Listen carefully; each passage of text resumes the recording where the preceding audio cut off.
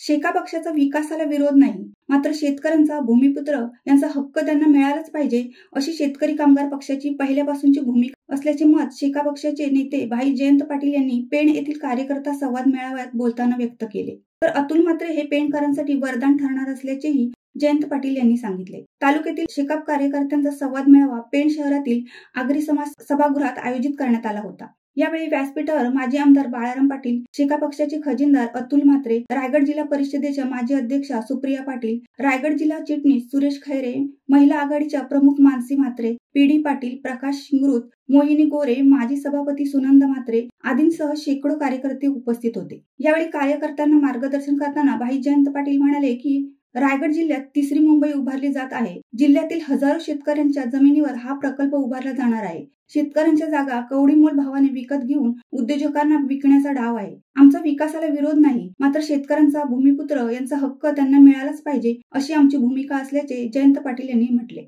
प्रकल्पाला विरोध करतील त्याला मकोका लावणार ही मुख्यमंत्री यांची भूमिका निंदनीय आहे. आम्ही हप्ते मागत नाही. जेथे अन्याय असेल तेथे आम्ही विरोधच करू असे पाटील यांनी ठणकावले. महाराष्ट्र लोकसभा निवडणुकीत महाविकास आघाडीच्या विजयात डाव्या आघाडीचा मोठा वाटा आहे. मात्र विधानसभा निवडणुकीत आयत्या वेळी फसवले. अलिबाग, पेण व पनवेलच्या जागा सोडली असा शब्द संजय राऊत यांनी दिला होता. तसे मीडियामध्ये जाहीरही केले होते. नंतर शब्द फिरवला असा आरोप जयंत पाटील यांनी यावेळी व्यक्त केला. पेणमध्ये जो आमदार शेकापने केला तो पक्ष सोडून गेला. 57 साली गोविंद कातकरे आमदार झाले. 67 साली भाई शेट्टे निवडून आले. 71 साली काँग्रेसमध्ये गेले. 71 साली मोहन पाटील काँग्रेसमध्ये गेले. 77 साली परत पक्षात आले. ज्या घरात शेकापने 50 वर्ष आमदारकी दिली त्यांनी गद्दारी केली. राजकारणात अशा दल बदलूंना स्थान नाही अशी टीका विद्यमान खासदार धैर्यशील पाटील यांचे नाव न घेता जयंत पाटील यांनी केली. भाजप हा पक्ष मूळ भाजप राहिला नाही. भाजपमध्ये 50% काँग्रेसची मंडळी आहेत. उद्याचा दिवस आपला आहे. पुन्हा पक्ष उभा करणार, गद्दारांना धडा शिकवणार असा विश्वास जयंत पाटील यांनी यावेळी व्यक्त केला. यावेळी महिला अध्यक्षा मानसी म्हात्रे, खजिनदार अतुल म्हात्रे व जिल्हा चिटणीस सुरेश खैरे यांनी देखील आपले विचार मांडले. आपल्या पक्षाचे खजिनदार अतुल म्हात्रे यांच्या रूपाने आपल्या पेणला एक प्रकारे वरदान लाभले आहे. पेण आणि उरण येथे होणाऱ्या तिसऱ्या मुंबईत आपल्या शेतकऱ्यांसाठी आणि प्रकल्पग्रस्तांसाठी त्यांचे मोलाचे योगदान आपल्याला लाभणार आहे. आपण सर्वांनी मिळून अतुल म्हात्रे यांना पाठबळ द्या आणि ठेकेदार म्हणून काम करणाऱ्यांना दूर ठेवून एक दिलाने काम करा असेही जयंत पाटील यांनी उपस्थित पदाधिकारी आणि कार्यकर्त्यांना मार्गदर्शन करताना सांगितले. महाराष्ट्रातल्या अनेक सीट्स या 32 महाविकास आघाडीच्या आल्या. त्याच्यामध्ये प्रागतिक आघाडी आणि आपली डाव्या आघाडीचा सिंहाचा वाटा आहे. त्या जागा आल्या खासदारकीच्या. त्याच्यामध्ये आपण एकही जागा कुठे मागितली नाही किंवा मागितली परंतु आपण त्याला आग्रह केला नाही. जेणेकरून बीजेपीचा पहिला पराभव केला पाहिजे ही आपली भूमिका होती. काही जागा मालेगावची जागा आहे ती 3000 मतांनी मार्गदर्शनची आली.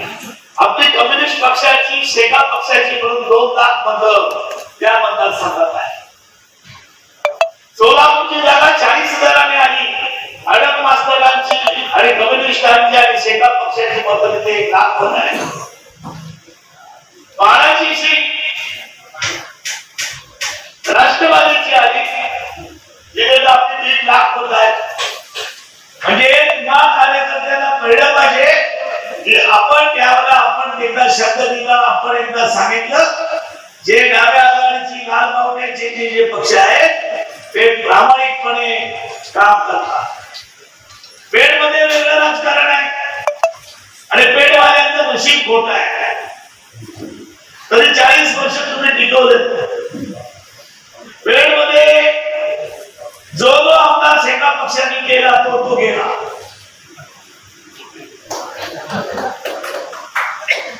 तुमचं दुर्दैव आहे.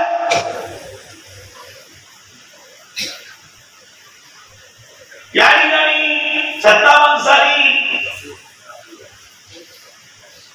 गोविंद कातकरी म्हणून आमदार आला आणि तो 1 वर्षामध्ये 2 वर्षामध्येच पक्ष सोडून गेला. 62 साली इथे उरण आणि पेण मतदारसंघ होता. बाळासाहेब म्हात्रेला काँग्रेसतर्फे जे निवडून आले राजेंद्र शेठ यांचा पराभव झाला. 67 साली आपण या ठिकाणी भाई शेटेंना दिलं. आता बोर्ड बघितला 90 वर्षाचे आमदार शेका पक्षाचे फक्त 700 मतांनी 80 पाटलांना पाडून आले.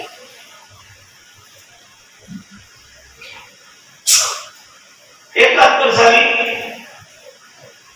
काँग्रेसमध्ये गेले.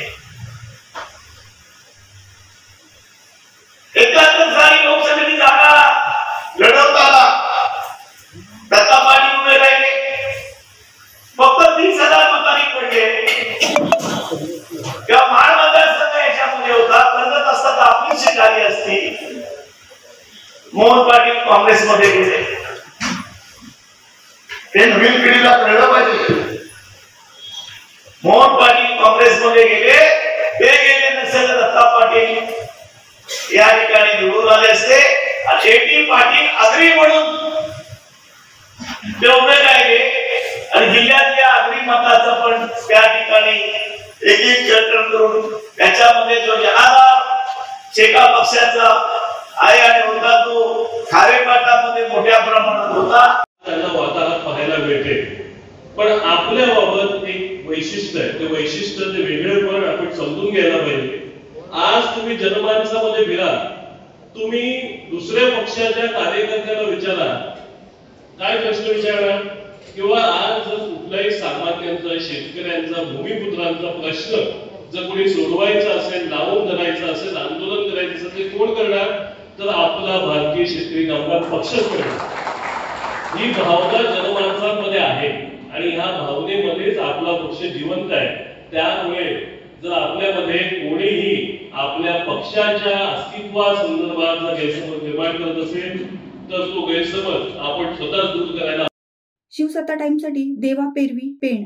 दे धडक बेधडक वृत्त देणाऱ्या आपल्या शिवसत्ता टाइम्स न्यूज चॅनलला लाल बटन दाबून सबस्क्राईब करा आणि बेल आयकॉनला क्लिक करायला विसरू नका.